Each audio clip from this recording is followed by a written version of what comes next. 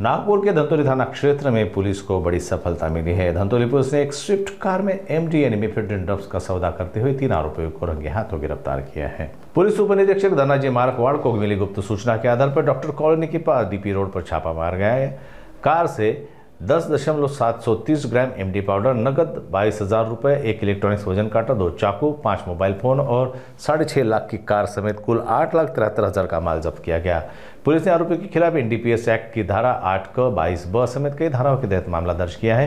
यह कार्रवाई अपर पुलिस आयुक्त, उपायुक्त और सीतामढ़ी डिवीजन के मार्गदर्शन में धंतोली पुलिस टीम द्वारा की गई। आइए जानते इस मामले से जुड़ी अधिक जानकारी धंतोली पुलिस के माध्यम से।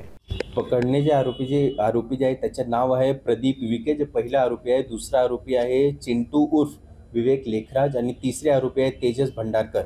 याचे विरुद्ध अगोदर पण मल्टिपल ऑफेन्सेस रजिस्टर झालेली आहे। जे पहिला आरोपी आहे त्याच्या विरुद्ध 7 गुन्हे दाखल झालेले आहे, दुसरे आरोपी याच्या विरुद्ध 6 आणि तिसरे आरोपी विरुद्ध 1 गुन्हे दाखल झालेले आहे।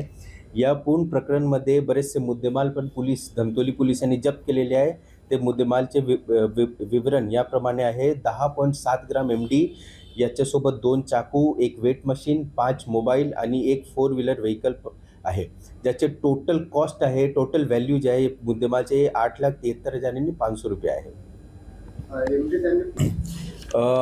आता जे आरोपी 3 आरोपींना अटक केलेली आहे ते आरोपीचे 3 दिवसचे पीसीआर भेटलेले आहे आणि या 3 दिवसात आम्ही सखोल तपास करणार की ते कुठून आणलेले आणि त्याचे जे डेस्टिनेशन होते किंवा नेटवर्कमध्ये आणखी काही लोक आहे का, आणि ते सगळे विषय तपासमध्ये क्लिअर होणार आणि धंतोली ज्युरिस्डिक्शनमध्ये त्यांनी अटक केलेली होते।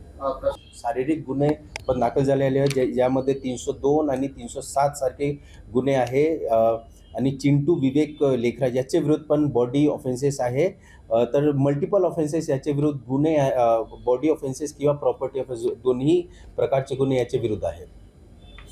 संपूर्ण कामगिरी माननीय सीपी सर, माननीय जॉइंट सीपी सर, माननीय additional CP north Indian sir याच्या मार्गदर्शनाखाली एसीपी साहेब आणि पीआय धंतोली मॅडम आणि डीबी पथकचे पीएसआय इंचार्ज याच्यासोबत जे डीबी पथक जे अंमलदार आहे या सगळे मिळून यांनी केलेले आहे।